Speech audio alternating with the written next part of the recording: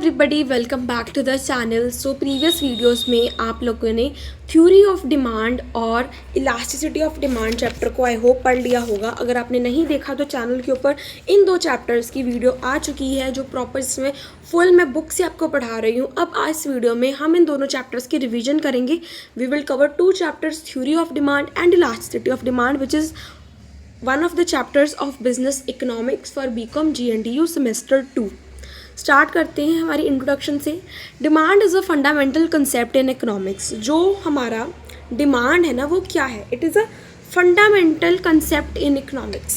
Economics का एक fundamental concept है which explains consumer willingness and ability to purchase. अब इसमें ना हम दो चीज़ें देखते हैं, एक कंज्यूमर की विलिंगनेस और एक कंज्यूमर की एबिलिटी। विलिंगनेस का मतलब होता है इच्छा, कि जो हमारा कंज्यूमर है उसकी इच्छा क्या है। हमने पढ़ा कि जो डिमांड है वो एक फंडामेंटल कंसेप्ट है, राइट। इसमें हम क्या देखते हैं? We study willingness. एक तो विलिंगनेस देखते हैं और एक एबिलिटी देखते हैं, right, to purchase the commodity at different prices. एक कमोडिटी मान लो एक्स बाय करने की क्या विलिंगनेस है, क्या एबिलिटी है, ओके, एट डिफरेंट प्राइजेस। अब इस एक्स के डिफरेंट प्राइजेस होंगे। कभी इस एक्स का प्राइस 1 होगा, कभी 2 होगा, कभी 3 होगा। During a given period time, एक गिवन टाइम पीरियड में क्या विलिंगनेस है इसको बाय करने की कंज्यूमर्स की, वो हम देखते हैं। It helps in understanding consumer behaviour and market functioning. ये हमें क्या देखने में मदद करता है? एक तो कंज्यूमर का बिहेवियर क्या है, कैसे वो बाय करता है डिफरेंट प्राइजेस, और क्या मार्केट फंक्शनिंग है। अगर मार्केट में प्राइस बढ़ता है तो डिमांड कैसी होती है, कि मार्केट में प्राइस कम होता है तो डिमांड के ऊपर क्या इफेक्ट पड़ता है। फिर हम बात करेंगे meaning of demand. Demand refers to the quantity of a good which a consumer is willing and able to buy. Demand का मतलब क्या है? ये बहुत ही इंपॉर्टेंट चीज़ है। डिमांड का आपको एज इट इज़ मीनिंग लिखना है। डिमांड का मतलब है वो क्वांटिटी आप एक गुड की बाय कर रहे हो, quantity of a good which a consumer is willing, जो कंज्यूमर विलिंग भी है और एबल भी है बाय करने के लिए at different prices in a given time period. तीन चीज़ें आपको लिखनी है। Quantity of a good that a consumer is willing and able to buy at different prices in a given time period, okay. अब बात करेंगे टाइप्स ऑफ डिमांड की। पहला टाइप हमने पढ़ा था price demand. It shows relationship between price and commodity and it's quantity demanded. सबसे पहले बात करते हैं हम टाइप्स की। टाइप्स ऑफ डिमांड की हम बात कर रहे हैं ना, तो पहला है प्राइस डिमांड। क्या है price demand? It shows relationship between price of a commodity, किसी कमोडिटी मान लो पी का प्राइस और उसकी क्वांटिटी डिमांडेड, उसकी क्वांटिटी डिमांडेड में हम रिलेशन बताते हैं। We explains the relationship between price of a commodity and quantity demanded of a commodity। Demand function की बात करें तो यहाँ पे आपको डिमांड फंक्शन लगा देना है, ठीक है। मतलब देखते हैं, demand of a commodity X depends upon its price. जो डिमांड है कमोडिटी एक्स का वो उसके प्राइस के ऊपर इफेक्ट करता है। If price falls demand increases, if price rises demand falls. Next हम करेंगे, अब यहाँ पर प्राइस डिमांड हमने पढ़ा। प्राइस डिमांड का डिमांड फंक्शन क्या होता है? हर चीज़ का डिमांड फंक्शन होता है, उसका फॉर्मूला है dx is equals to F P X, यानी कि demand of good X is equals to function of is a functional relationship with price of good X. अब बात करेंगे इनकम डिमांड की। It shows the relationship between income of a consumer and demand. अब जो income demand है ना, ये क्या शो करती है? एक कंज्यूमर की इनकम और उसके डिमांड के बीच में रिलेशनशिप को बताती है। तो उसका फंक्शन क्या है? क्वांटिटी डिमांडेड या फिर demand D X is equals to किसी एफ एक्स कमोडिटी की क्वांटिटी डिमांड का क्या फंक्शन होगा? With its income, that is Y. इसमें मीनिंग क्या होता है? डिमांड डिपेंड करती है कंज्यूमर की इनकम के ऊपर। अब इसमें स्पेशल केस करते हैं हम गिवन गुड्स का। डिमांड इंक्रीजेज व्हेन, अब गिवन गुड्स के केस में क्या होता है? Here we are, wait a minute. Given goods का केस एक बहुत ही इंपॉर्टेंट केस है, आपको ये याद रखना होगा कि गिवन गुड्स में होता क्या है। गिवन गुड्स में जब हमारी डिमांड बढ़ती है, व्हेन द डिमांड राइजेस, जो हमारा प्राइस है ना, demand increases when price increases. Usually क्या होता है? जब प्राइस बढ़ता है तो डिमांड कम होती है, जब प्राइस कम होता है तो डिमांड बढ़ती है। लेकिन in case of Giffen goods जो है ना, इसका थोड़ा सा रिलेशन हमारी कंज्यूमर की इनकम के साथ पड़ता है। डिमांड इसकी बढ़ती है जब प्राइस बढ़ता है और वायलेट करता है ये लॉ ऑफ डिमांड को, राइट। अब उसके पीछे क्या रीज़न है वो भी हम समझेंगे। So according to law of demand, price and quantity demanded have an inverse relationship. However, giffen goods are a special exception where this law doesn't hold. Giffen goods का सबसे पहले मतलब समझो आप। Giffen goods are inferior goods for which demand increases when price increases and decreases when price falls. Giffen goods वो inferior goods होते हैं। अब आपको पता होगा एक superior goods होते हैं, एक inferior goods होते हैं, राइट। इन सुपीरियर होते जो बढ़िया क्वालिटी के, जो महंगे होते हैं। इन्फीरियर होते जो कम क्वालिटी के, बढ़िया नहीं होते, गंदी क्वालिटी के होते हैं। वो इन्फीरियर गुड्स होते हैं हमारे गिफन गुड्स वो इन्फीरियर गुड्स होते हैं विच डिमांड इंक्रीजेस, जिनकी डिमांड बढ़ जाती है जब इनका प्राइस बढ़ता है, एंड इनकी डिमांड कम हो जाती है जब इनका प्राइस गिर जाता है। एग्जाम्पल है basic food items like course grains, rice और वीट इन लो इनकम ग्रुप्स। को रीज़न क्या है? In case of Giffen goods ये सब मैंने आपको बता दिया, ये ऑपोजिट चलता है लॉ ऑफ डिमांड के। अब एक्सप्लेनेशन की बात करते हैं using income and substitution effect. So when a price of good changes, two effects arises, substitution effect and income effect. So जब एक गुड का प्राइस चेंज होता है उसके दो इफेक्ट्स पड़ते हैं। सब्स्टिट्यूशन इफेक्ट क्या बोलता है? When price rises consumer shifts to cheaper substitutes. जब प्राइस बढ़ जाता है कंज्यूमर को लगता है ये चीज़ महंगी हो गई तो मैं किसी और चीज़ के ऊपर आ जाऊँगा। दिस इफेक्ट्स रिड्यूसेस डिमांड, ये डिमांड को कम कर देता है, ठीक है, ये नॉर्मल केस है। और इनकम इफेक्ट क्या बोलता है? ये बहुत ही स्ट्रॉन्ग होता है गिफन गुड्स में। जब प्राइस बढ़ता है ना तब रियल इनकम पुअर की कम हो जाती है। मैंने आपको प्रीवियस वीडियोज़ में एग्जांपल दी थी। मान लो अगर हम 1 kg वीट ले रहे हैं और वो 700 की आ रही है, मान लो प्राइस बढ़ गया, वो 700 की चीज़ 800 में मिल रही है, 1 kg वीट सेम क्वांटिटी।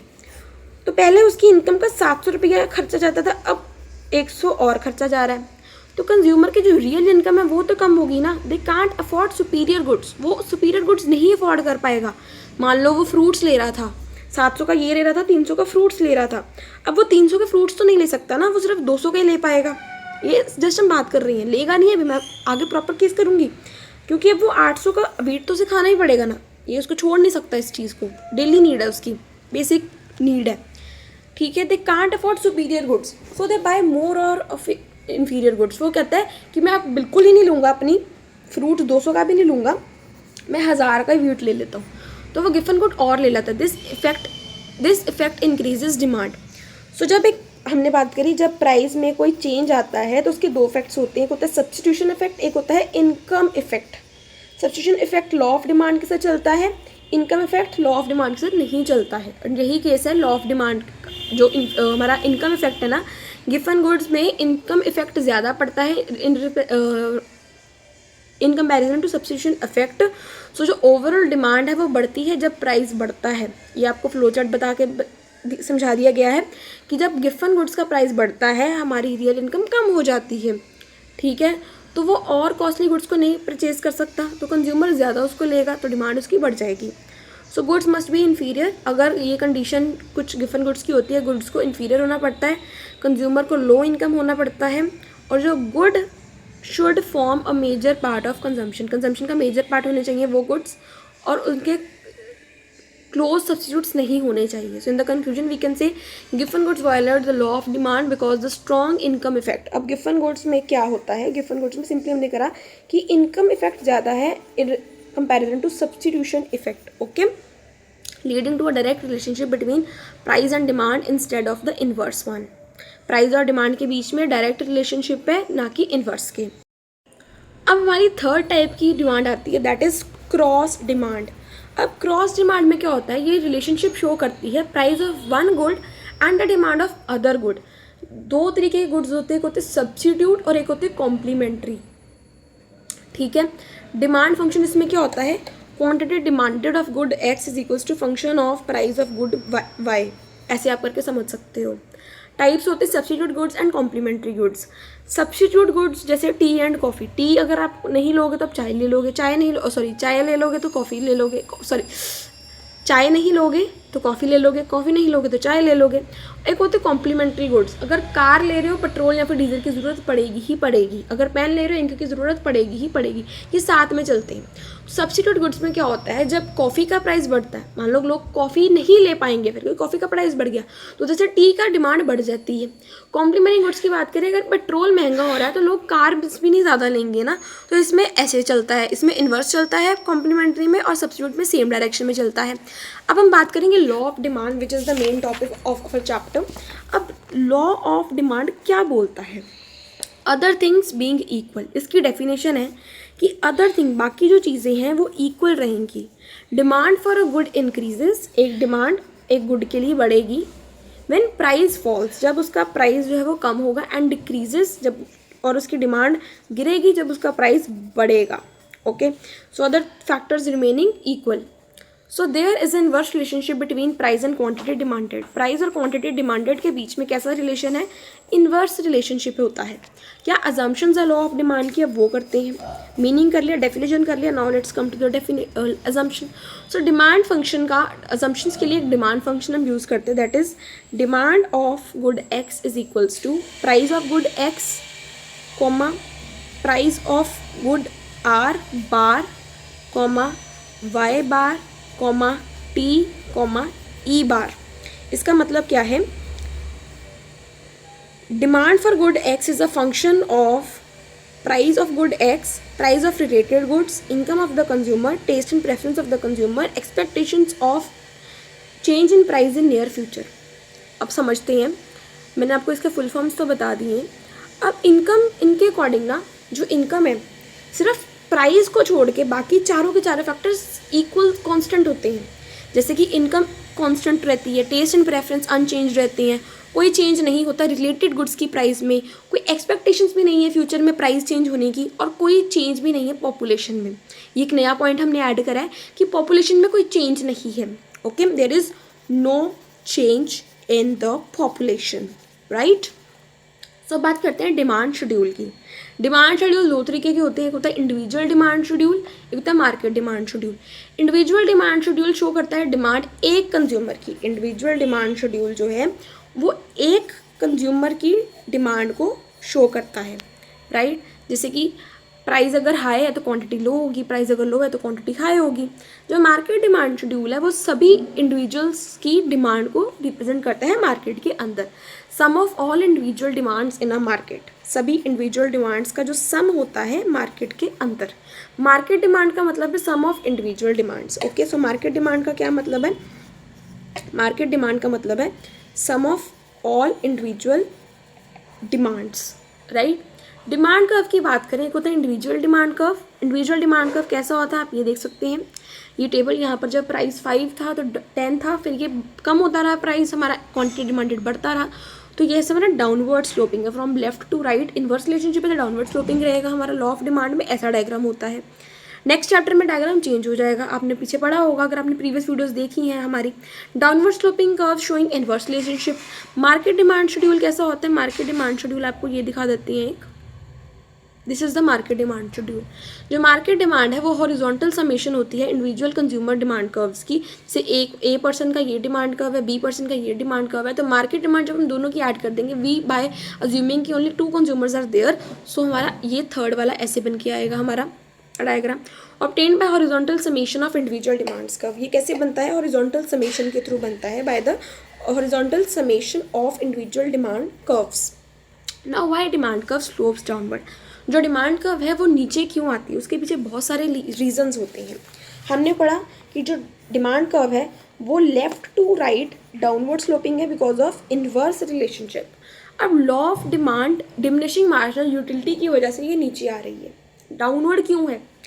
अब law of diminishing marginal utility क्या बोलता है, law of diminishing marginal utility DMU का लॉ बोलता है satisfaction decreases with each extra unit. So अगर मैं आपको ये वाला डायग्राम भी समझाऊं, पहले मान लो अगर ए के ऊपर था प्राइस ज़्यादा था, डिमांड कम थी, अब जैसे हम डिमांड करते जा रहे हैं, बढ़ती जा रही है हमारी डिमांड, तो ये नीचे डिमांड हमारी बढ़ती जा रही है, तो धीरे धीरे जो हमारा सेटिस्फैक्शन है ना वो भी कम होता रहा है। अगर आप 1 एप्पल खा लोगे, 2 खा लोगे, 10 एप्पल तक तो आपकी डिससेटिस्फेक्शन कम हो जाएगी ना। सेटिस्फेक्शन कम होती है एक्स्ट्रा यूनिट कंज्यूम करने से। Consumer buyers more at lower prices. DMU 2 चीज़ें में बोलता है कि एक तो सेटिस्फेक्शन कम होती है ज़्यादा यूनिट्स यूज़ करके, okay, by using more unit satisfaction decreases, और कंज्यूमर ज़्यादा बाय करते हैं जब लोअर प्राइस होती है, जब प्राइस लो होता है। ये 2 रीजंस हैं DMU के। एक होता है इनकम इफेक्ट।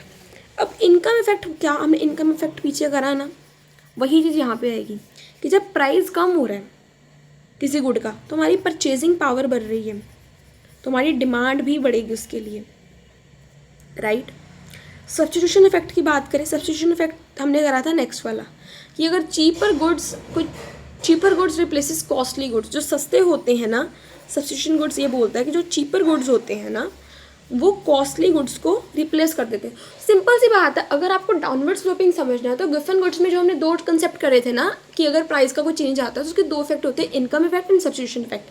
वो समझ लो, आपका ये सारा फंडा खत्म हो जाएगा। मान लो पहले हमने करना एक पॉइंट बना दिया, law of diminishing marginal utility, satisfaction decreases with increase in units and at low prices people buy more.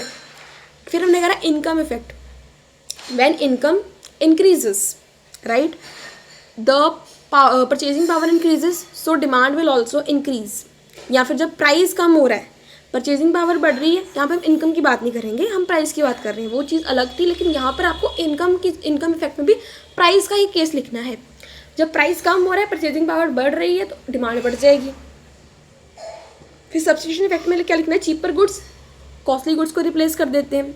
Different uses में आपका क्या पॉइंट आएगा, in the place of different uses you have to write this thing that commodity has multiple uses. जैसे कि electricity है, उसके बहुत सारे यूजेस होते हैं, तो उसके मल्टीपल यूजेस की वजह से उसका जो स्लोप है वो डाउनवर्ड आता है। एंट्री ऑफ न्यू कस्टमर्स, अब न्यू कस्टमर्स जब एंटर करते हैं, लोअर प्राइस अट्रैक्ट्स मोर बायर्स। जब प्राइस कम होता है तब बायर्स ज़्यादा होते हैं, जब बायर्स कम होते हैं तब आपके अकॉर्डिंग डिमांड भी कम हो जाती है। सो न्यू कस्टमर्स की एंट्री पर ये प्राइस का इफेक्ट पड़ता है। अब क्या एक्सेप्शंस है लॉ ऑफ डिमांड की, सिचुएशंस वेयर डिमांड कर्व में स्लोप अपवर्ड। कुछ ऐसे केसेस होते हैं डिमांड कर्व जिसमें अपवर्ड बढ़ जाती है। जो एक्सेप्शंस करते हैं कॉन्स्पीशियस गुड्स यानी वेबलन गुड्स। वेबलन गुड्स होते हैं लग्जरी गुड्स बेसिकली, जैसे कि लग्जरी गुड्स हो गए। अब लग्जरी गुड्स महंगे हो सस्ते हो जैसे भी हो, इसकी डिमांड के ऊपर कोई इफेक्ट नहीं पड़ेगा, इसके प्राइस का कोई इफेक्ट नहीं पड़ेगा डिमांड के ऊपर, ठीक है। पहला आप लिख लोगे वेबलन गुड्स, ओके। सेकंड आप लिखोगे इग्नोरेंस। कई बार कंज्यूमर ऐसा सोचता है कि अगर किसी चीज़ का प्राइस ज़्यादा है, फॉर एग्जांपल मैं अपनी ही एग्जांपल करूँ, अगर मैं कोई इंटरनेट पे बहुत कॉमन है in girls white skirts, full white skirts, अगर मैं उसका प्राइस देखूँ एक जगह पर मेरे को 250 पड़ रहा है, दूसरी जगह मेरे को 500 पड़ रहा है, तो मेरे को लगेगा कि मैं 500 वाला लूँ। क्या पता है जो 200 वाला उसमें थोड़ी ट्रांसपेरेंसी हो, वो ओपेक ना हो, राइट। तो 500 वाला लूँगी क्योंकि मेरे को लगेगा उसकी क्लॉथ की क्वालिटी थोड़ी ज़्यादा बेटर होगी। सो ये से कंज्यूमर्स की इग्नोरेंस रहती है कि ज़्यादा प्राइसेस में कई बार बेटर क्वालिटी मिल जाती है। फिर नेक्स्ट है गिफन गुड्स। गिफन गुड्स के केस में क्या होता है, जब प्राइस बढ़ता है तब डिमांड बढ़ती है, जब प्राइस कम होता है डिमांड कम हो जाती है। Inferior goods with strong income effect, क्योंकि इसमें क्या होता है इनकम इफेक्ट ज़्यादा होता है सब्स्टिट्यूशन इफेक्ट के। अब फ्यूचर एक्सपेक्टेशंस की देखें, if price expected to rise, हम क्या सोचते हैं, अजम्पशन लेके चलते हैं लॉ ऑफ डिमांड में कि प्राइस फ्यूचर में नहीं चेंज होगा, ये ऐसे मान के चलते हैं। लेकिन फ्यूचर एक्सपेक्टेशन जब लोगों को रहती है कि प्राइस एक्सपेक्ट होगा राइज करने में, तो उसकी डिमांड भी बढ़ेगी। मतलब आज सोने का प्राइस मान लो 10,000 है 1 ग्राम का, और कल को हमें लग रहा है कि ये 15,000 हो जाएगा 1 ग्राम का। सो हम क्या करेंगे, हम इसे अभी बाय करना स्टार्ट कर जाएंगे क्योंकि इसका प्राइस हमें लग रहा है फ्यूचर में राइज होगा। सो फ्यूचर एक्सपेक्टेशन एक केस आता है, ठीक है। सो हमने लॉ सबसे पहले फटाफट से पॉइंट्स रिवाइज करते हैं जो हमने करे थे कि वाई डिमांड का स्लोप डाउनवर्ड। पहला है law of diminishing marginal utility, second है इनकम इफेक्ट, थर्ड है सब्स्टिट्यूशन इफेक्ट, देन है डिफरेंट यूजेस, देन है अराइवल ऑफ न्यू कस्टमर्स। फिर एक्सेप्शंस की बात करें, एक होता है वेबलन गुड्स, एक होता है कंज्यूमर का इग्नोरेंस, नेक्स्ट होता है गिफन गुड्स, फिर होता है फ्यूचर में एक्सपेक्टेशन प्राइस का चेंज होने में। अब फ्लो चार्ट देखते हैं क्विक रिवीजन के लिए। डिमांड में मतलब करना, सबसे पहले आपको टाइप्स ऑफ डिमांड करनी है, cross demand, price demand, income demand, ठीक है। फिर लॉ ऑफ डिमांड करना है, लॉ ऑफ डिमांड का मीनिंग, डेफिनेशन, उसमें क्या होता है, इन्वर्स रिलेशनशिप होता है, जब प्राइस बढ़ता है तब डिमांड कम होती है, जब डिमांड कम होती है तब प्राइस बढ़ता होता है। मीन्स प्राइस के साथ डिमांड का क्या रिश्ता होता है वो हम पढ़ते हैं इसमें, और बाकी सारे के सारे फैक्टर्स इक्वल रहते हैं। फिर अजम्पशंस हम देखेंगे, अजम्पशंस के लिए डिमांड फंक्शन आपको याद कर लेना है, फिर 4 फैक्टर्स आपको कांस्टेंट रख लेनी है। साथ में हम ये भी कर सकते हैं कि there is no change in the population. फिर डिमांड शेड्यूल्स पढ़नी है, डिमांड कर्व पढ़ना है, फिर रीजंस फॉर डाउनवर्ड स्लोपिंग करना है, फिर एक्सेप्शंस करनी है। अब लास्ट में हम आते हैं इस चैप्टर की कंक्लूजन के ऊपर। Demand theory explains how consumer behave in response to price changes. Price change में कंज्यूमर कैसे बिहेव करते हैं। It is essential for pricing decision, production planning and understanding market trend. Demand theory और law of demand को समझने के लिए बहुत इंपॉर्टेंट है ये लॉ ऑफ डिमांड हमारे लिए, क्योंकि इससे हम प्राइसिंग डिसीजंस ले सकते हैं। गुड का कैसे प्राइस चेंज करना है वो हम कर सकते हैं, कैसे प्रोडक्शन को प्लान करना है वो हम समझ सकते हैं, और मार्केट का क्या ट्रेंड है उसे हम समझ सकते हैं। With this we come to the end of this chapter. अब मूव करते हैं नेक्स्ट चैप्टर के ऊपर, अवर सिलेबस। सो इंट्रोडक्शन से स्टार्ट करते हैं। Elasticity of demand measures the responsiveness of quantity demanded due to change in price और other factors। उससे पहले मैं आपको बता दूं, बहुत सारे बच्चों को लगता है कि अगर हमने थ्योरी ऑफ डिमांड नहीं अच्छे से पढ़ी तो हमें इलास्टिसिटी ऑफ डिमांड कहाँ से समझ लगेगी। देखो, थ्योरी ऑफ डिमांड में आप सिंपली कोई डायग्राम में उठा के देख लो ना, वो कैसे आएगा, डाउनवर्ड स्लोपिंग। लेकिन इलास्टिसिटी ऑफ डिमांड में डिमांड का डायग्राम हर केस में डिफरेंट है। ओके, सो कोई ज़्यादा रिलेशन नहीं है। लॉ ऑफ डिमांड अलग चीज़ है और methods to calculate elasticity of demand अलग चीज़ है। सो बहुत डिफरेंस है। अब बात करते हैं हम इलास्टिसिटी ऑफ डिमांड का मतलब क्या है। ये मेजर करती है responsiveness of quantity demanded. Responsiveness का मतलब है कैसे रिस्पॉन्स कर रही है। ओके, कैसे हमारी क्वांटिटी डिमांडेड रिस्पॉन्स कर रही है due to change in price और अदर फैक्टर्स। अब प्राइस के चेंज से भी रिस्पॉन्स करती है हमारी क्वांटिटी डिमांडेड, और अदर फैक्टर से भी चेंज होती है। लेकिन हम लॉ ऑफ डिमांड में उसे अज्यूम करके चलते, बाकी फैक्टर सेम रहते हैं। यहाँ पे ऐसा नहीं अज्यूम करते क्योंकि यहाँ पे कोई लॉ नहीं है। It helps in understanding how consumer react to price change. ये हमें मदद करती है ये अंडरस्टैंड करने के लिए कैसे कंज्यूमर रिएक्ट करते हैं प्राइस चेंज होने पर, right. Definition of elasticity of demand देखिए। Elasticity of demand refers to the degrees of responsiveness of quantity demanded. Quantity demanded की रिस्पॉन्सिवनेस की degrees. Elasticity of demand refers to degrees of responsiveness of quantity demanded of a commodity, किसी X commodity के लिए, to change in its determining factors like price, income etcetera. कैसे वो change करती है अपने फैक्टर्स के चेंज होने से, right. Price elasticity of demand main topic हमारा यही है। प्राइस इलास्टिसिटी की डेफिनेशन करते हैं। Price elasticity of demand shows percentage change in quantity demanded due to percentage change in price. आपको यही लिख के आना है जो मैंने ऊपर आपको बताया।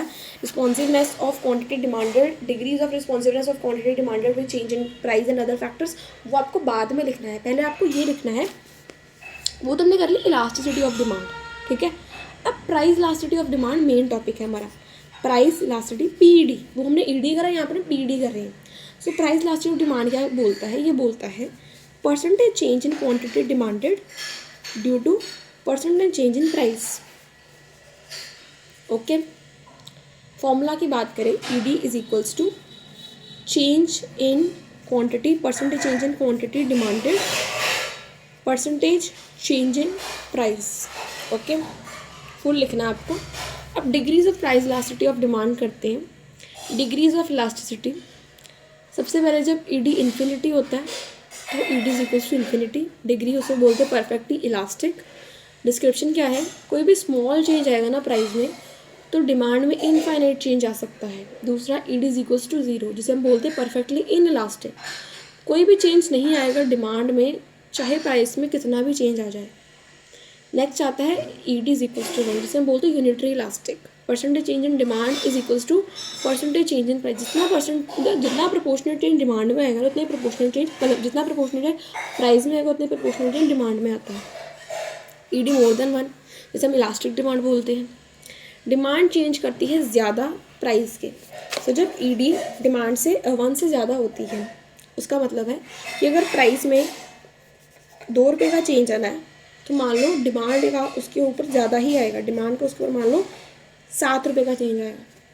अब जब ईडी लेस देन 1 बोलते हैं तो मान लो उसे हम इनइलास्टिक डिमांड बोलते हैं। जब डिमांड चेंज करती है प्राइस से कम होती है, मीन्स जब मान लो प्राइस में चेंज आया 8 का तो डिमांड में चेंज आएगा सिर्फ और सिर्फ 3 का, राइट। मतलब कि ईडी मोर देन 1 में क्या होगा, डिमांड ज़्यादा चेंज करेगी। ईडी लेस देन 1 में डिमांड कम चेंज करेगी in respect to price. Okay, next है explanation. Perfectly elastic demand, small price change. और अगर यहाँ पे आपको डायग्राम्स नहीं भी मिलेंगे ना, मैं आपको वीडियो के फॉर्म में डायग्राम्स प्रोवाइड करूँगी जो हमने बुक में देखे थे। Perfectly elastic demand, small price change, demand change is infinite, rare in real life, demand curve is horizontal. इसका डिमांड कर्व हॉरिजॉन्टल बनता है। Perfectly inelastic, demand doesn't change at all even if price changes, life saving medicines. Unitary elastic demand, percentage change in demand is equals to percentage change in price. Total expenditure remain constant. Example है, मान लो अगर price पहले 2 था फिर 10 हो गया तो quantity demanded मान लो 10 थी 2 हो गई, 5 का डिफरेंस आया, इसमें 5 का डिफरेंस आया। टोटल एक्सपेंडिचर पहले 20 था फिर भी 20 रहा, तो टोटल एक्सपेंडिचर कांस्टेंट रहा। रेक्टेंगुलर हाइपरबोला भी से बोलते हैं। उसमें बेसिकली कारण क्या होता है कि एक रेक्टेंगल जो ड्रॉ हो रहा होता है ना, वो बाकी सभी रेक्टेंगल्स उसके इक्वल होते हैं एरिया के। Elastic demand, demand changes more than price, price से ज़्यादा चेंज करते हैं। मान लो प्राइस अगर गोल्ड का 1 ग्राम का 12,000 से 12,500 ही हुआ है ना, उसकी डिमांड के ऊपर बहुत इफेक्ट पड़ेगा। एग्जाम्पल है luxurious goods and highly sensitive consumer. फिर होता है इनइलास्टिक डिमांड। अब हाईली सेंसिटिव कंज्यूमर्स का मतलब क्या है वो भी समझते हैं। सो इनका मतलब होता है वो consumers who react strongly to even a small change in price, जो प्राइस में थोड़ा सा भी चेंज या फिर इनकम या फिर अदर मार्केट फैक्टर्स में थोड़ा सा भी चेंज आने से बहुत ज़्यादा रिएक्ट करते हैं, उन्हें हम हाईली सेंसिटिव कंज्यूमर्स बोलते हैं। If a small change in price leads to big change in quantity demanded, such consumers are called highly sensitive.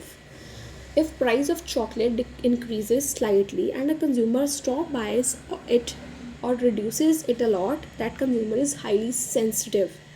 अगर चॉकलेट के प्राइस में थोड़ा सा भी बढ़ावा आया है तो कंज्यूमर ने अगर उसको बिल्कुल लेना ही बंद कर दिया तो उसे हाईली सेंसिटिव बोलेंगे। अगर luxury goods, buyers are often highly sensitive to price changes. जो लग्जरी गुड के बायर्स होते हैं वो काफ़ी सेंसिटिव होते हैं उसके प्राइस के चेंज आने में। अब इसका क्या लिंक है इलास्टिसिटी ऑफ डिमांड के साथ। हाईली सेंसिटिव कंज्यूमर्स की जो इलास्टिसिटी ऑफ डिमांड होती है ना, वो मोर देन 1 होती है, 1 से ज़्यादा होती है। मीन्स प्राइस में हल्का सा चेंज आएगा, क्वांटिटी डिमांडेड में उससे ज़्यादा चेंज आएगा। मान लो प्राइस 10 से 8 हुआ है, क्वांटिटी डिमांडेड 200 से 1000 हो जाएगी। लो सेंसिटिव कंज्यूमर जिनकी इनइलास्टिक डिमांड होती है यानी लेस देन 1, अगर प्राइस में चेंज आया है 1 से 5 तो डिमांड में चेंज आएगा 3 से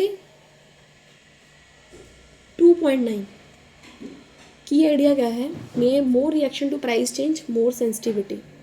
एक लाइन में अगर समझें तो highly sensitive consumers are those who demand changes in effect significantly even with small change in price and income. So आपको सेंसिटिव कंज्यूमर्स का समझ लग गया होगा। अब हम नेक्स्ट मूव करते हैं।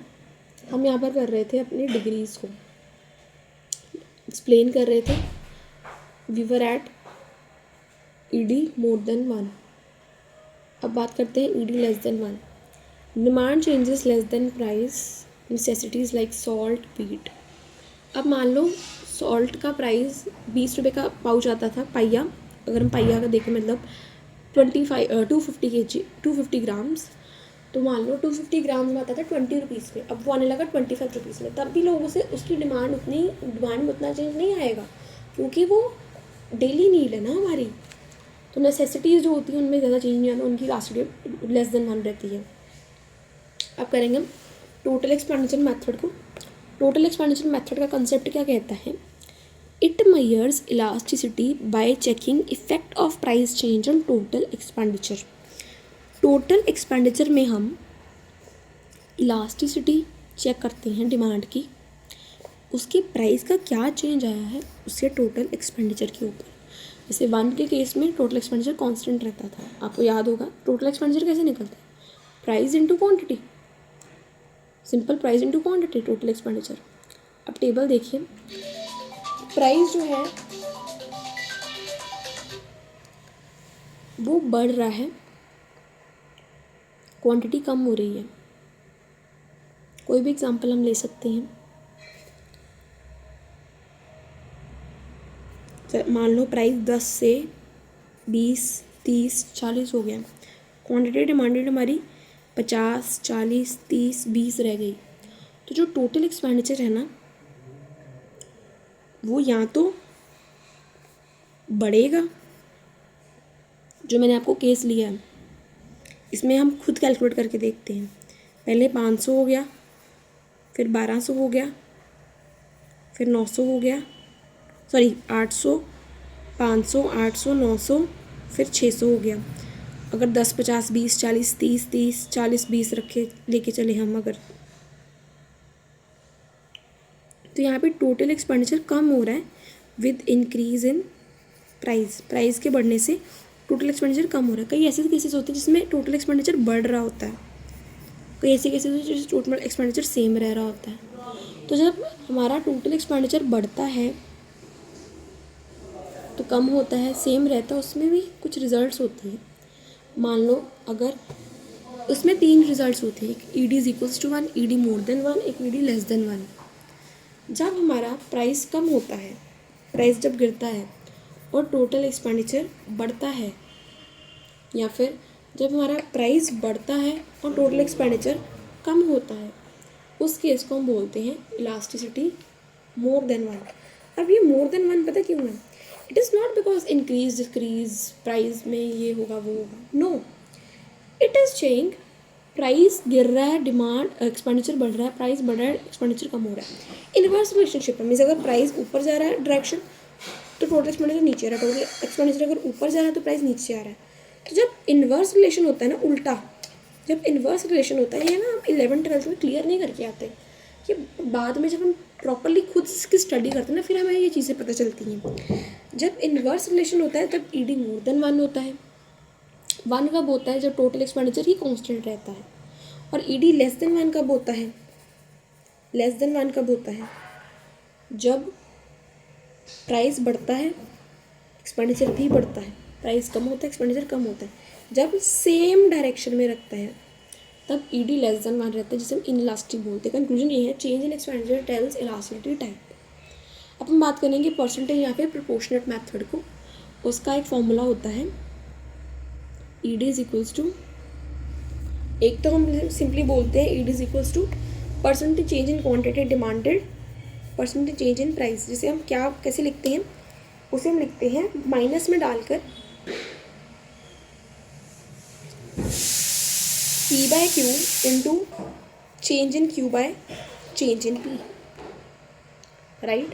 एक्सप्लेनेशन देखिए, मेजर्स एग्जैक्ट रिस्पॉन्सिवनेस, ये सबसे ज़्यादा सूटेबल मेथड होता है प्रोपोर्शनल मेथड। ये एग्जैक्ट रिस्पॉन्सिवनेस को मेजर करता है, ये ज़्यादा साइंटिफिक मेथड कहलाता है, राइट। और ये सब न्यूमेरिकल प्रॉब्लम्स को सॉल्व करने के लिए यूज़ किया जाते हैं। नेक्स्ट आता है रेवेन्यू मेथड। रेवेन्यू मेथड का कंसेप्ट क्या है? Elasticity is measured using relationship between average revenue and marginal revenue. सबसे पहले हमने करा था टोटल एक्सपेंडिचर मेथड, फिर हमने करा प्रोपोर्शनेट मेथड, नेक्स्ट हम कर रहे हैं रेवेन्यू मेथड। रेवेन्यू मेथड में हम एवरेज रेवेन्यू को एंड मार्जिनल रेवेन्यू के थ्रू हम इलास्टिसिटी मेजर करते हैं। इसका फॉर्मूला क्या होता है? Elasticity of demand is equals to average revenue divided by average revenue minus marginal revenue. या फिर इसका और एक फॉर्मूला होता है elasticity of demand is equals to lower segment minus upper segment. Okay, so MR close to air. एक diagram इसका draw करते हैं हम, जिसमें एक एयर ड्रॉ करते हैं, एक एम आर ड्रॉ करते हैं। उसमें ये कहते हैं कि जो एम आर है ना, बेसिकली एम आर ओरिजिन के अंदर होता है और एयर एक्स एक्सिस के पास होता है। जब एम आर एयर के पास होगा तब वो इलास्टिक डिमांड होगी, और जब एम आर एयर के दूर होगा तब इन इलास्टिक डिमांड होगी। इलास्टिक का मतलब आपको पता है क्या है? इलास्टिक का मतलब है मोर देन वन, इनइलास्टिक का मतलब है लेस देन वन, राइट? तो ये इनमें होता है। टाइप्स ऑफ डिमांड कर्व हम करेंगे। बेसिकली टाइप्स ऑफ जो डिमांड कर्व है, linear demand curve, non linear demand curve, ये भी हमारा एक मेथड है मेजर करने का इलास्टिसिटी ऑफ डिमांड को, जिसको हम बोलते हैं point elasticity of demand. We call it point elasticity of demand and point elasticity of demand में दो मेथड्स पढ़ते हैं। उससे पहले मैं आपको रिवाइज करवा दूँ। जब एयर एम आर के पास होता है तब इलास्टिक डिमांड, जब एयर एम आर से दूर होता है तो इन इलास्टिक डिमांड। अब डिमांड कर्व के दो टाइप्स कर लो, या फिर पॉइंट इलास्टिसिटी वाला मेथड कर लो मेजर करने का। उसमें आप देख सकते हो लीनियर डिमांड कर्व की यहाँ पर बात की जा रही है। सो लीनियर डिमांड कर्व में ये है, यहाँ पर पी के ऊपर इलास्टिसिटी ऑफ डिमांड 1 होगी, पी से ऊपर जो एम तक एरिया जा रहा है उसमें मोर देन 1, जो नीचे जा रहा है उसमें less than 1। Okay, straight line demand curve होता है, कांस्टेंट स्लोप रहता है। नॉन लीनियर की अगर हम बात करें तो नॉन लीनियर आप ये वाला केस देख सकते हो। यहाँ पर ये जो डिमांड है ये स्ट्रेट लाइन नहीं है, कर्व है। कर्व्ड डिमांड कर्व होता है, shows varying elasticity at different points. Different points के ऊपर इलास्टिसिटी डिफरेंट आती है। Importance of elasticity of demand. अब क्या इंपॉर्टेंस है इलास्टिसिटी ऑफ डिमांड की, वो हम करेंगे। उससे पहले एक हमारा मेथड रह गया आर्क इलास्टिसिटी। अब आर्क इलास्टिसिटी में पता क्या होता है? मान लो suppose this is the diagram. अब आर्क इलास्टिसिटी में पता क्या होगा? ये आर्क है एक, ठीक है, 3 पॉइंट्स है इसके ऊपर। अब हमें पता है प्रोपोर्शनल मेथड में change in P by Q. मान लो हम ए पॉइंट के ऊपर इलास्टिसिटी निकाल रहे हैं, तो ए के ऊपर चेंज बी का भी आ रहा है, चेंज टू पी का भी आ रहा है। जब पॉइंट ए पर था ना तो हमारा प्राइस था OP1, जब बी पे गया प्राइस हो गया OP2, और जब सी पे गया तो आ गया OP3। और क्वांटिटी हमारी क्या हुई? पहले OQ1 थी, फिर OQ2 होगी, फिर OQ3 हो गई। सो इस केस में हमारा पॉइंट ए के ऊपर 2 इलास्टिसिटी निकल आएंगे with respect to B and C, and this is about arc elasticity of demand. Mid point के ऊपर किसी भी आर्क का मिड पॉइंट दिखा लो तो वो आर्क इलास्टिसिटी उसमें निकल जाती है। अब नेक्स्ट हम करेंगे क्या इंपॉर्टेंस है इलास्टिसिटी ऑफ डिमांड की प्राइसिंग डिसीजंस करने के लिए। हमने प्रीवियसली करा था कंक्लूजन में हमारा थ्योरी ऑफ डिमांड में कि जो हमारा डिमांड लॉ ऑफ डिमांड वो हमारे मार्केट ट्रेंड्स को समझने में मदद करता है, प्रोडक्शन प्लानिंग में मदद करता है, प्रोडक्ट प्राइसिंग में मदद करता है। सिमिलरली जो हमारा इलास्टिसिटी ऑफ डिमांड है ना वो हमें ये बताता है, हमने पढ़ा कि प्राइस के चेंज आने से डिमांड के ऊपर क्या रिस्पॉन्सिवनेस होगी डिमांड की, कैसे रिस्पॉन्ड करेगी डिमांड, तो क्या प्राइसिंग डिसीजन हमें लेने चाहिए सो दैट हमारी डिमांड के ऊपर ऐसा रिस्पॉन्स हो, वो सोचने की मदद करता है। टैक्सेशन पॉलिसीज़ कैसे सेट करनी है सो दैट प्राइस के ऊपर इतना टैक्स लगेगा तो डिमांड के ऊपर ऐसा इफेक्ट पड़ेगा, तो इतना टैक्सेशन पॉलिसी सेट करने में। बिजनेस प्लानिंग में मदद करता है, सेम प्रोडक्शन वाला पॉइंट यहाँ पे आ जाएगा। रेवेन्यू एस्टिमेशन में मदद करता है, जैसे कि हमने एक रेवेन्यू मेथड में करा कि इलास्टिसिटी ऑफ डिमांड हम कैसे कैलकुलेट कर रहे हैं, AR divided by AR minus MR। जब MR AR के पास होगा तब इलास्टिक, जब MR AR के पास नहीं होगा तब इनइलास्टिक। तो हमारा रेवेन्यू एस्टिमेशन में भी मदद करता है इलास्टिसिटी ऑफ डिमांड, और इंटरनेशनल ट्रेड डिसीजन में भी मदद करता है। फ्लो चार्ट समझते हैं सबसे पहले। इलास्टिसिटी ऑफ डिमांड का मतलब, फिर प्राइस इलास्टिसिटी का मतलब। इलास्टिसिटी ऑफ डिमांड का मतलब है responsiveness of demand with change in price, income और अदर फैक्टर्स।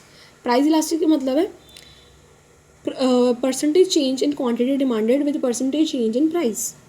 डिग्रीज हमने करी इसकी, इन्फिनाइट होता है मतलब परफेक्टली इनइलास्टिक, 0 का मतलब होता है परफेक्टली इनइलास्टिक, 1 का मतलब, सॉरी मैंने इन्फिनिटी का शायद गलत बोल दिया, वो होता है perfectly elastic, 0 perfectly inelastic, 1 unitary, मोर than 1 elastic, less than 1 inelastic. Methods करें, मेथड्स 5 हैं हमारे, प्रोपोर्शनल या फिर परसेंटेज मेथड, राइट। फिर हमने करा रेवेन्यू मेथड, फिर हमने करा आर्क मेथड, फिर हमने करा पॉइंट मेथड, फिर हमने करा एक अपना टोटल एक्सपेंडिचर मेथड। और हाइपरबोला पता है किसमें बोलते हैं? बहुत इंपॉर्टेंट डायग्राम्स हैं हमारे पास जो अभी तक नहीं हमने शो करे इस वीडियो में, वो मैं आपको वीडियो के फॉर्म में करवाऊंगी, राइट। और एक मेरे दिमाग में आ रहा था rectangular hyperbola, but rectangular hyperbola इस चैप्टर में नहीं है। जो रेक्टेंगुलर हाइपरबोला है ना, वो इस टॉपिक में नहीं है, वो बेसिकली कहाँ पर आता है, वो हमारा यूनिटरी इलास्टिक डिमांड में आता है। हम यहाँ पर बात कर रहे हैं मेथड्स। मेथड्स में टोटल परसेंटेज रेवेन्यू एक्सपेंडिचर और आर्क आता है। अब टाइप्स ऑफ डिमांड कर्व की बात करें, 2 तरीके के होते हैं, लीनियर, नॉन लीनियर। और अगर हम डिग्रीज की बात करें तो डिग्रीज के भी डायग्राम्स होते हैं, और उसमें एक डायग्राम हमारा आता है यूनिटरी इलास्टिक, यानी जब 1 के इक्वल होता है उसमें हम बोलते हैं रेक्टेंगुलर हाइपरबोला, उसे हम बोलते हैं रेक्टेंगुलर हाइपरबोला। मैं आपको उसका डायग्राम शो करूंगी, उससे पहले कंफ्यूजन पढ़ लेते हैं। Elasticity of demand is a crucial tool in economic. Elasticity of demand बहुत ही क्रूशियल टूल है, ये पढ़ के हमें इतना तो समझ लग ही गया है। which helps businesses and government understand how demand changes with price and make effective economic decision। कैसे डिमांड चेंज होती है प्राइस में थोड़ा सा या फिर कोई भी चेंज आने से, और हमें ये इफेक्टिव इकोनॉमिक डिसीजंस लेने में मदद करती है। अब करते हैं इसके डायग्राम्स को, और दोनों चैप्टर्स के डायग्राम जितने भी मैंने ड्रॉ करे हैं नोट्स में, वो आपको मैं प्रोवाइड कर देती हूँ। So here my main motive is to share diagram with you all. So individual demand curve का आपको कुछ ऐसे 1 to 4 प्राइस बना लेना है, फिर 4 to 1 आपको क्वांटिटी बना लेनी है, और ऐसा आपको डाउनवर्ड स्लोपिंग में डायग्राम ड्रॉ कर देना है रफली विदाउट मार्किंग दीज यूनिट्स। फिर price market demand schedule and market demand का आपको कैसे बनाना है। सबसे पहले आप 1 to 4, देन 4 to 1 सेम, फिर आपको 5 to 2, फिर इनको ऐड करके एक थोड़ा सा ऐसे, एक थोड़ा सा और गैप पे, एक बिल्कुल ही ज़्यादा गैप पे बना देना है। सो आपको ये मार्केट डिमांड कर्व आपको बन जाएगा। फिर डिग्रीज की बात करें, जब इन्फिनिटी होता है तो हॉरिजॉन्टल, आप सिंपली देखो परफेक्टली इलास्टिक। आप इलास्टिक कैसे लिख रहे हो? इलास्टिक, सो ई हॉरिजॉन्टल, यहाँ से आपको याद रहेगा ना। फिर जब थोड़ा सा भी चेंज आ रहा है ना, तो हमारा क्वांटिटी डिमांडेड सेम ही रह रहा है, ये हम कहना चाह रहे हैं। तो अगर थोड़ा सा भी चेंज आ रहा है तो क्वांटिटी डिमांडेड 10, 20, 30, 40, 50 इन्फिनिटी यही चलता रह रहा है। फिर परफेक्टली इन इलास्टिक, प्राइस में कोई भी चेंज आए 2, 4, 6, हमारा ये 1 वर्टिकल ही रह रहा है, 0 ही रह रहा है हमारा, मतलब कोई भी चेंज नहीं आ रहा है इलास्टिसिटी ऑफ डिमांड में, ये 4 का 4 ही रह रहा है।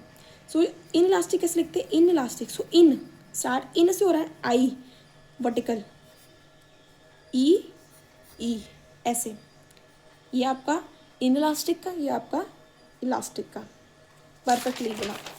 फिर आता है यूनिटरी, जिसमें ED1 होती है, इसे हम रेक्टेंगुलर हाइपरबोला क्यों बोलते हैं वो समझो। जब इस पॉइंट की बात कर रहे हैं, ये जो एरिया है ना, जब इस पॉइंट की बात करें, ये एरिया दोनों सेम ही होगा। यहाँ पे डायग्राम में इतना पता नहीं चल रहा, लेकिन जब आप इसको इस एरिया को मेजर करोगे तो सेम ही निकलेगा। जब हमारा मोर देन 1 है, ऐसा डायग्राम बनेगा। बेसिकली आपको क्या करना है, आपको ऐसे वाई एक्सिस एक्स एक्सिस बनाना है, आपको एक ऐसे रेक्टेंगुलर बनाना है, और एक थोड़ा ज़्यादा रेक्टेंगुलर एरिया वाला बनाना है, फिर उसको से ज्वाइन कर देना है, दैट्स इट। और इस केस में आपको लेस देन यूनिटरी में क्या करना है, एक ऐसे, दूसरा भी ऐसे इक्वल करे, ऐसे करके बना देना है। मीन्स लेस देन 1 में थोड़ा सा इक्वल करके आपको ऐसे बनाना है, ये इक्वल थोड़ा सा लग रहा है, और मोर देन 1 में नीचे वाले को ज़्यादा बड़ा बना देना है। और ये आपको खुद रीड कर सकते हो, मैंने बुक में भी आपको ऑलरेडी करवा दिया है, you can read it by yourself. Then we have this price. अगर एक कमोडिटी का यहाँ पर आप देख रहे हो चेंज आ रहा है, तो टोटल एक्सपेंडिचर कांस्टेंट रहेगा, तो यूनिटरी इलास्टिक है।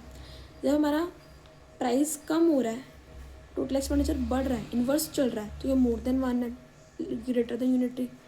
जब हमारा प्राइस कम हो रहा है और हमारा टोटल एक्सपेंडिचर का देखना, मैंने आपको यहाँ पे गलत बता दिया, इस वाले केस में हम इसका नहीं देख रहे, टोटल एक्सपेंडिचर भी बढ़ रहा है, इन्वर्स, यहाँ पर टोटल एक्सपेंडिचर भी कम हो रहा है, तो ये सेम डायरेक्शन है, तो लेस देन यूनिटी।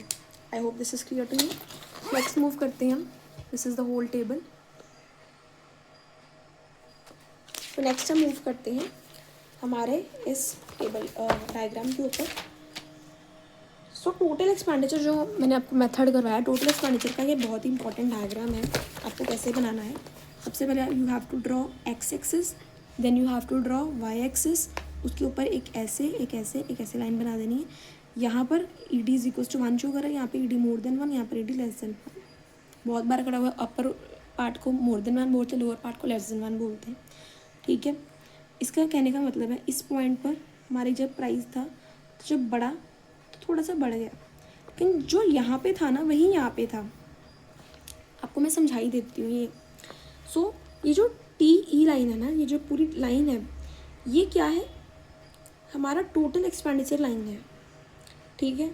ये जो बी सी है, बी सी ई डी 1 को शो कर रहा है, मतलब कि जब प्राइस ओ एम था जब प्राइस, तब टोटल एक्सपेंडिचर एम सी था। जब प्राइस ओ एन हो गया तब टोटल एक्सपेंडिचर हमारा एन बी हो गया, मतलब N B is equals to M C, same ही बात है। तो ये क्या शो कर रहा है, E D is equals to 1। फिर नेक्स्ट है यहाँ पर एन बी। एन बी जो है वो ई डी मोर देन 1 को शो कर रहा है। इसका मतलब है जब प्राइस ओ एन से ओ आर हुआ तब हमारा टोटल एक्सपेंडिचर एन बी से आर ए हो गया, तो मूव करा ऑपोजिट डायरेक्शन में, मतलब कि हमारा ओ एन से ओ आर हुआ, ऊपर गया। तो यहाँ पे with increase in price total expenditure decreases. Total expenditure पहले इतना था, पहले इस पॉइंट पर आ रहा था, फिर इस पॉइंट पर आने लग गया, तो ये उल्टे डायरेक्शन में गया, तो ये क्या कर रहा है, मोर देन 1 को शो कर रहा है। और सेम आप इस केस में देख सकते हो, वरना वीडियो बहुत लंबी हो जाएगी। फिर ये आपको एक मेथड है प्रोपोर्शनेट मेथड का, क्या है ये फॉर्मूला हमारे पास, टोटल एक्सपेंडिचर मेथड का। टोटल एक्सपेंडिचर मेथड का हमारे पास ये फॉर्मूला है that 1 minus change in total expenditure of good x divided by initial demand of good x into change in price. बाकी ये फॉर्मूला इतना ज़्यादा रेलिवेंट नहीं लग रहा क्योंकि ये याद करना आपके लिए मुश्किल है। आप सिंपली 2-3 फॉर्मूला जो मैंने आपको बताए, ये वाला फॉर्मूला ये सही है। उसके बाद लीनियर डिमांड कर्व ऐसे है, नॉन लीनियर डिमांड कर्व इस तरीके से आएगा। नेक्स्ट वाला ये आर्क का है, इसमें आपको सबसे पहले एक नीचे, फिर उसके नीचे, फिर उसके नीचे इसको ज्वाइन कर देना है, और पॉइंट ए के ऊपर 2 पॉइंट्स के हम तरीके से प्रोपोर्शनल मेथड यूज़ करके 2 बार हम इलास्टिसिटी ऑफ डिमांड मेजर कर सकते हैं, राइट, इस फॉर्मूला के थ्रू। ओके, एंड देन फिर जो हमारा रेवेन्यू मेथड है ना, रेवेन्यू मेथड में A R minus M R, lower portion upper portion, ये डायग्राम बता देना। फिर आपको 2 डायग्राम्स बना के लिखने कि जब एम आर ए आर के पास होगा तब वो इलास्टिक हो जाए, जब एम आर ए आर से दूर होगा, यानी यहाँ पर जब एम आर होगा तब ये इन इलास्टिक होगा। And with this we are done with these 2 chapters.